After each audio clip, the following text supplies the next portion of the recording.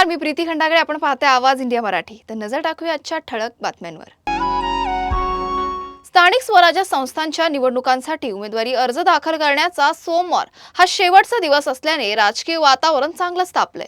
महायुतीमध्ये जागा वाटपावरून अद्याप स्पष्ट निर्णय न झाल्याने तिन्ही पक्षांचे उमेदवार एकमेकांविरोधात रिंगणात उतरण्याची शक्यता निर्माण झाली आहे. दरम्यान रायगड, रत्नागिरी, सिंधुदुर्ग भागातील एका जागेवर राष्ट्रवादी काँग्रेसला संधी मिळणार असल्याचं सांगितलं जात असताना मोठा राजकीय ट्विस्ट समोर आलाय.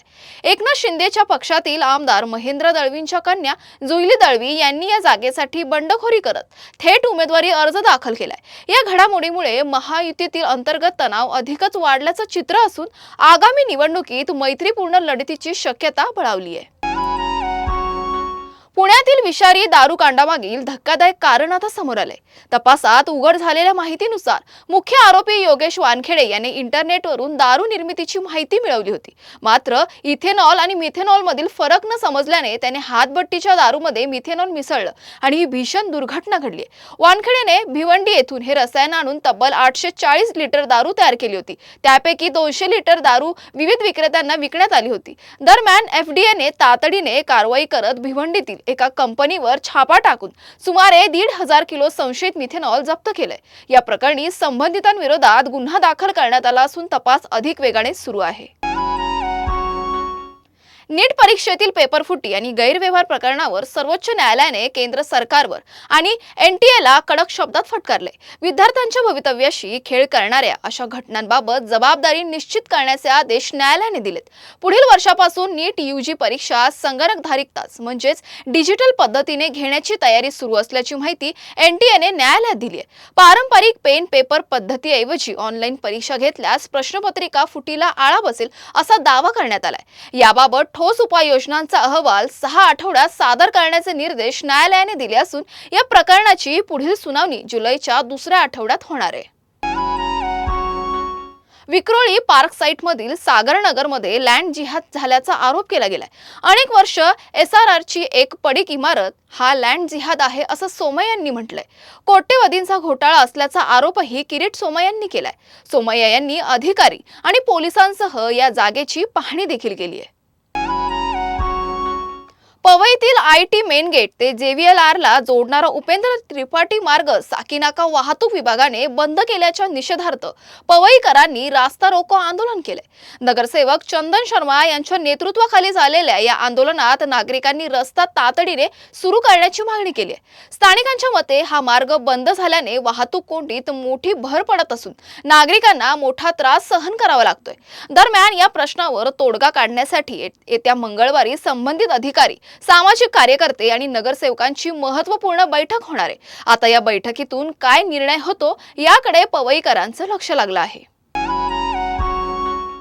देशात गेल्या काही दिवसांपासून इंधन दरामध्ये सातत्याने वाढ होत असल्याने सर्वसामान्यांच्या बजेटवर मोठा परिणाम झालाय.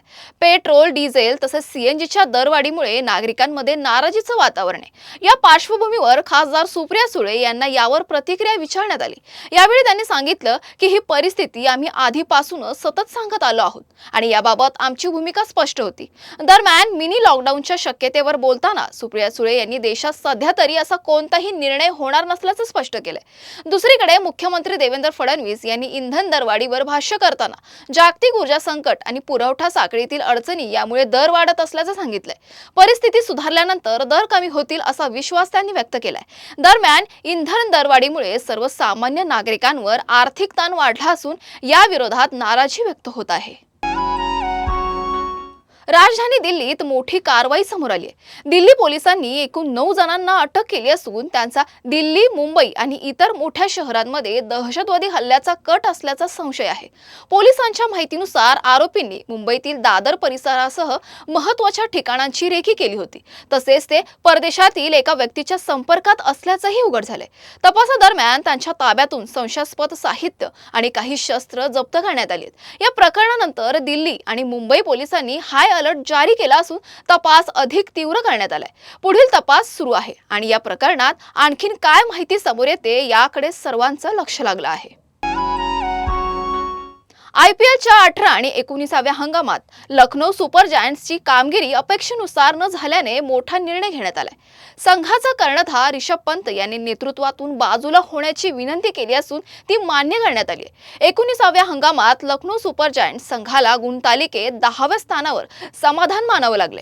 14 पैकी फक्त 4 सामन्यात विजय मिळून 10 सामन्यात पराभव झाल्याने संघाची कामगिरी निराशाजनक ठरली आहे. या पार्श्वभूमीवर पंतने व्यवस्थापनाकडे कर्णधार पदातून मुक्त करण्याची विनंती केली होती. ती स्वीकारल्यानंतर आता लखनौ सुपर जायंट्सचा नवा कर्णधार कोण असणार याकडे चाहत्यांचं लक्ष लागलं आहे. बातमीपत्रात वेळ झाली आहे इथेच थांबण्याची. अशाच महत्त्वाच्या बातम्या बघण्यासाठी पाहत राहा आवाज इंडिया मराठी, शोध सत्याचा.